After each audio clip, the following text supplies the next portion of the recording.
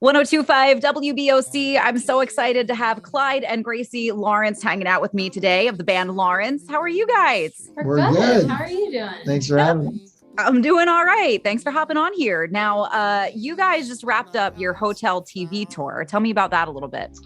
It was many months, 2 legs. Yeah. And yeah, we basically went everywhere in the country. Maybe we missed a few spots, Sure. but we traveled a lot, and it was amazing. We were able to play our album Hotel TV, throw in a few songs from older albums, and it was really exciting to be able to hit the road right when it was safe to do so. We've obviously been off of the road for about 2 years, and so it was really exciting to be back in a room safely. And it was especially moving to be able to play these songs that have been mostly created during the pandemic in front of an audience, and feel that people out there had connected with it, even though we were so disconnected from those people while we were making it. Absolutely. Now, you also performed at Coachella. How cool was that? Yeah. It was really cool. We've done a ton of festivals. We've done actually probably most of the major festivals in the U.S., but Coachella was one of the few that we had not done. It was obviously a big bucket list item for us as a band. So that was super cool. We played both weekends. We had surprisingly full crowds for both weekends. So that was really, really awesome. And people seemed to have a good time. So what's the difference in performing for your regular tour versus a music festival? Is there a difference? Yeah, it's a good question. It is different. It's a lot more hectic. Sure. At a festival because there's, over 100 bands and you don't really get that much time. So It feels more like a whirlwind where you're setting up all your stuff, running out. You play a much shorter show than you would for a headline show. And you play it and then you run off and you're like, oh my God, what just happened?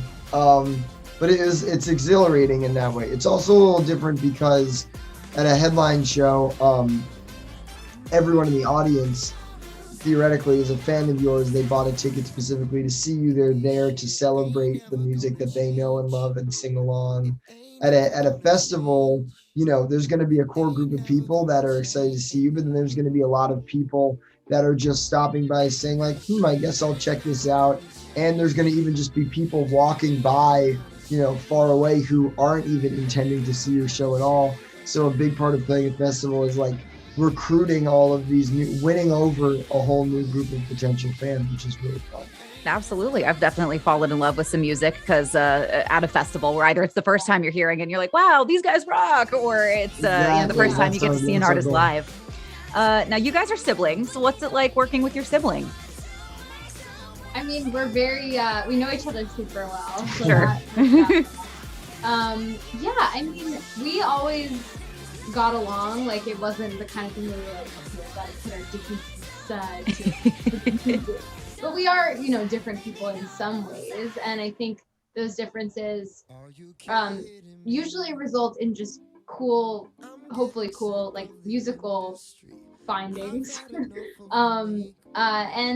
I think any moment that, we talk about this a lot, we're siblings, we're also best friends, and we're also co-band leaders and travel partners, so it's there's so many roles that we're playing at the same time in relation to each other. And I think we've just gotten really comfortable discussing how all of those roles interact with each other, and knowing and just being cognizant of it has been a really cool thing for us. So has really helped us. Absolutely. Now you've got a song out now, Don't Lose Sight. Tell me a little bit about the song, how it came to be.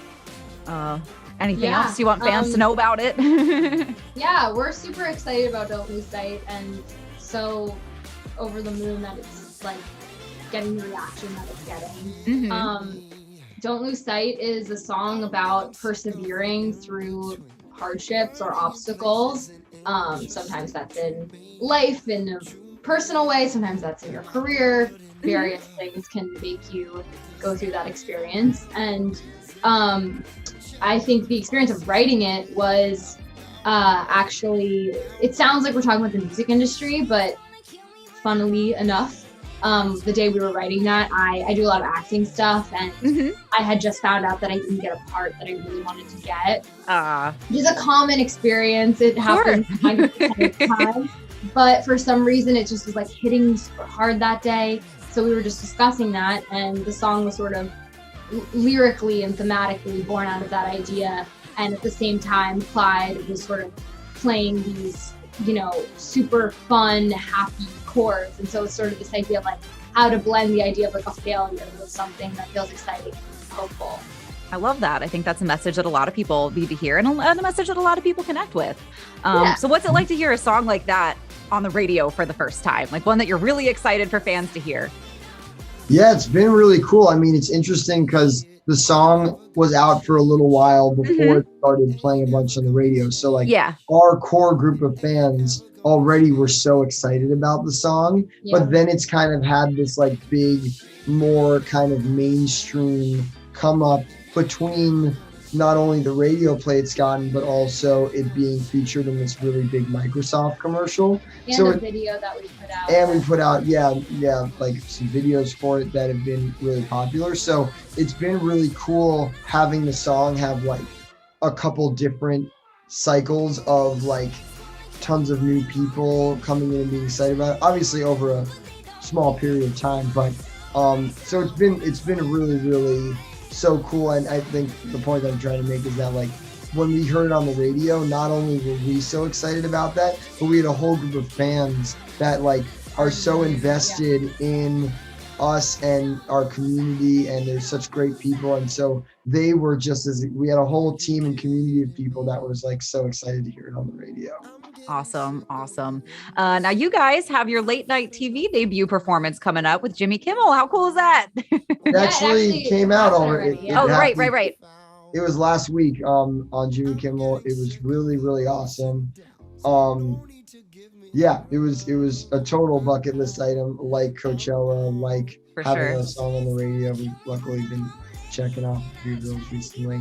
But yeah, it was super cool. Everyone, honestly, like I was not surprised that it was a really amazing experience. I'd say like one thing that was like pleasant awesomeness was just how incredibly kind and so talented and professional like everyone on the crew was.